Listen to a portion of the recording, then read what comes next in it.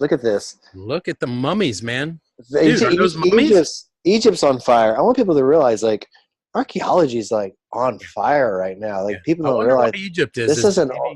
There's so much yet to be found. I mean, we've talked about it before, but that whole Giza plateau just needs to be literally, Yeah, what's holding that up? Is that I don't the understand. antiquities? Like people like Hawass or Zahi Hawass and all that. Of course.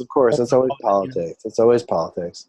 Dude, man, all you got to do is just go clear all that out of there with some big machines, and they So- also need to go out west and look at the glass. So this is a type of funeral parlor. Yep. The first of its ever identified, provided mummification services as well as communal burial chambers for the dead. It has revealed tantalizing new clues to how mummies were made during the Sate Persian period, mid-first millennium BC. Yep. Rectangular building composed of mud brick and limestone blocks contained large vats where the bodies and linens were prepared for preservation. At the bottom of the 40-foot shaft, the team found an embalming chamber where hundreds of ceramic bowls and cups were stored. So it's like a workshop for mummies, like to learn how to mummify. Isn't that at crazy? that point, were they mummifying everyone, like instead of cremating or burying them? Is that what was going on, you think? A painted and plastered wooden coffin identified its occupant as the second priest of the mother goddess Mut. And I thought it was priest Newt with an Mut? N. It's Moot? M-U-T Okay. here, yeah. Place Yeah, of the that's mummy's odd. head was a rare gilded silver mask. Egyptian religious texts indicate that the bones of the gods are made of silver and their flesh is made of gold. A mummy mask of silver and gold is a step toward the transformation of the deceased into a god. Wow. Really interesting. Talk about religion, huh? Yeah, these guys were really serious about their cosmology and They were really serious about the dead. about death. Yeah, Yeah. death It was actually really, an achievement almost, with the Egyptians. it's like the Egyptians were as fascinated with death as the Maya was with time, and that's kind of like a good way to look at it because Yeah, I agree. the Egyptians were all about death. The Book of the Dead Totally. and I love the Book of the Dead. It's like you pick it up and you read little pieces of it. You're never going to read the whole thing all by itself, unless you've got, days to. But, yeah, it's really interesting to read it, just the things that they said and, the way that they perceive death. So this is that Denisovan cave. so this cave in Russia in the Altai Mountains is really producing lots of really neat info, and it's been occupied. The cave has been continuously occupied in history for 20, 30 plus Right. thousand years. And so Yep. what happened is that you had different types in this cave. Now, look at there. They say it's a 13-year-old girl, so they know how to do that. They know how to figure out the This. ages and the diseases that they had. From that. Yep, the gender. Oh, 90,000-year-old silver bone from approximately 13-year-old girl.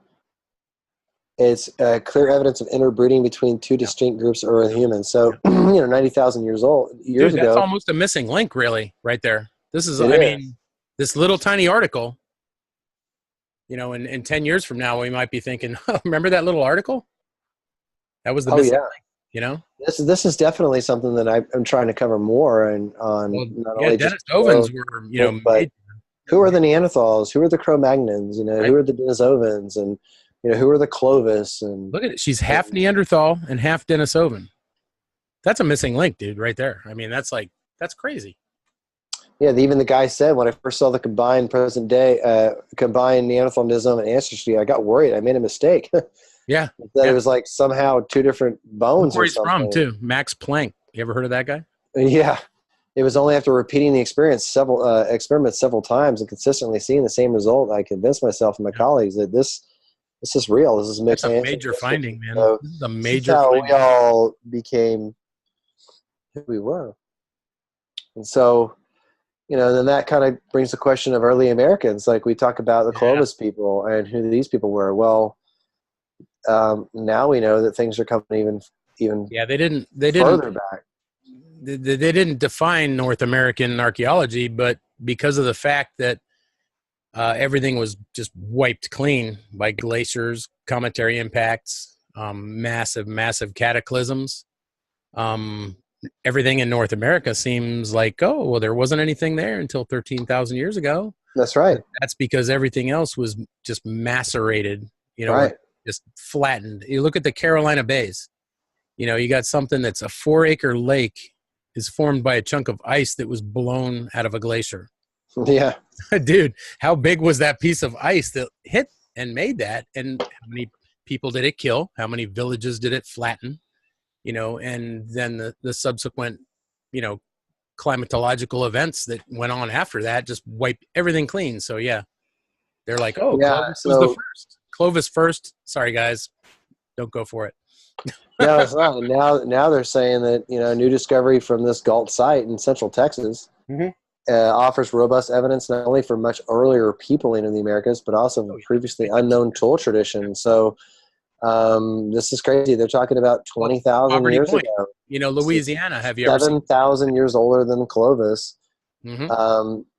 Thousands of years older than any fluted stone spear points the Clovis are known. We're seen as a well-developed toolkit.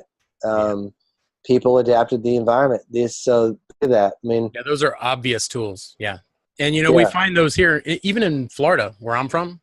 When you get a really heavy tide, you can go down to the Peace River, south of me a little bit, and just canoe along and look for a side of the bank where it's collapsed. And you can find stuff that's, God, man, it's, looks like that. It's arrowheads and chunks of stone and quartz that people have used to, turn into tools.